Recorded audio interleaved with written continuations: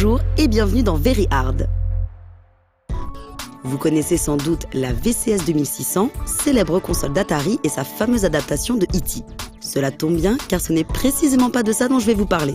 Non, aujourd'hui nous allons nous pencher sur son hardware qui conditionna toute l'évolution de l'affichage sur les plateformes de jeux.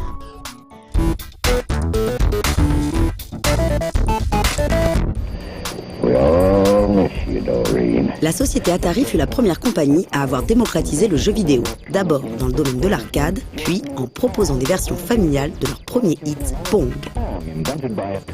L'Odyssée de Magnavox, la Channel F de Fairchild ou la RCA Studio 2 ne connurent pas l'énorme succès qu'Atari allait rencontrer avec sa première console. Néanmoins, elles contribuèrent indirectement à sa sortie en lui évitant bien des erreurs et en poussant Atari à se lancer dans ce nouveau marché. Ainsi, avant d'être dépossédé de la direction d'Atari en 1978, Nolan Bushnell avait pu lancer un projet de machine permettant une véritable flexibilité dans le développement. Elle allait ainsi définir la plupart des bases fondamentales de ce que l'on appellera par la suite les consoles de jeux.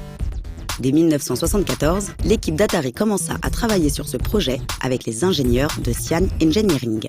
En cette année-là, la technologie des circuits intégrés commençait à se répandre de manière exponentielle. Et ce, suite à la sortie en 1971 du premier microprocesseur, le 4004 d'Intel. Cette nouvelle technologie s'avérait alors assez onéreuse. Ce fut alors qu'intervint Chuck Peddle. Ancien de chez Motorola, il arriva chez MOS Technologies afin de développer un microprocesseur à prix abordable. En juin 1975, son 6502 fut enfin prêt pour la production. Mais son prix de $25 s'avérait encore trop cher. Une version moins performante mais plus abordable fut alors proposée à Atari, le 6507.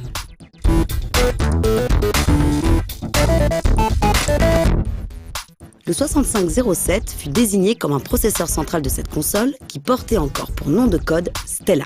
Mais il est resté encore à régler une problématique de taille. En effet, les précédentes machines, comme l'Odyssée ou les Pong, n'affichaient pas vraiment de pixels et offraient peu de possibilités. Quant au processeur central de l'Atari 2600, il n'était clairement pas conçu pour contrôler le canon à électrons d'un écran à tube. Il lui fallait donc un composant lui permettant de transformer les informations graphiques contenues dans sa mémoire en des pixels à l'écran. Un procédé que l'on appelle rasterisation.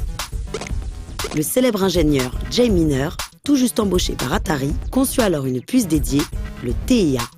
Le travail sur le TIA se révéla problématique pour des questions de coût. De nos jours, avant que l'image ne soit affichée à l'écran, celle-ci est stockée dans une partie de la mémoire. C'est ce qu'on appelle le frame buffer. Or, à l'époque de sa conception, les puces mémoire s'avéraient extrêmement chères, tandis que la carte mère ne pouvait inclure guère plus de 128 octets. Ainsi, toutes les images tracées ligne après ligne par le TIA allaient être composées de 5 objets manipulables et d'un 6e formant le décor. Il est à noter que le TIA générait aussi du son par le biais de 2 voix mono en 1 bit.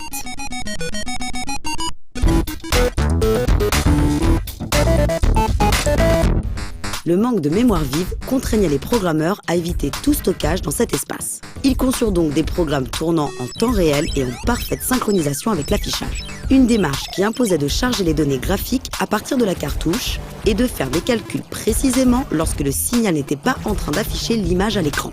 Un exercice périlleux car le microprocesseur 6507, occupé pour moitié à la gestion graphique, ne pouvait informer le programmeur de ce qu'il se passait à l'écran. Si le hardware de la 2600 était suffisamment puissant pour reproduire des jeux d'arcade de la génération Pong, tels que Gotcha ou Space Race, des jeux plus complexes comme Space Invaders ou Yas Revenge demandèrent de véritables exploits de programmation pour l'époque. Et ce fut ainsi qu'une armée de programmeurs, dont l'imagination dépassait les possibilités de l'Atari 2600, fit des miracles et conçut des astuces et techniques avancées dans l'affichage d'une image en pixels. Des astuces et des techniques qui définirent en partie l'architecture et l'avenir des processeurs graphiques.